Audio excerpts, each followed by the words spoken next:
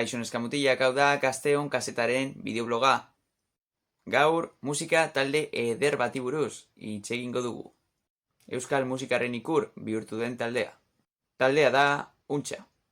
Baina zerk egiten du Untxa taldeak hain berezia? Ikus dezagun. Talde honek trikitixa erabiltzen du pop eta folk estiloak nahastuz, estilo gaztea eta oso freskoa lortuz. Eta badakizue noiz sortu zen talde hau?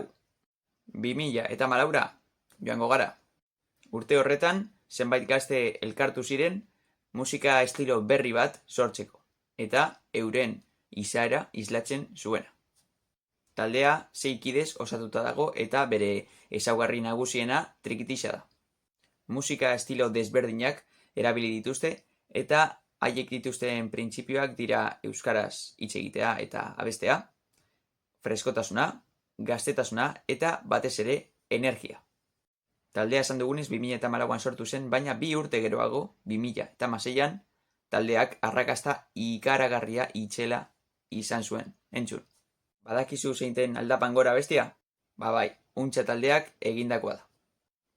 Abestia euskal musikaren eta euskal festaren simboloa bihurtu eginda, eta niri behintzat asko gustatzen zait.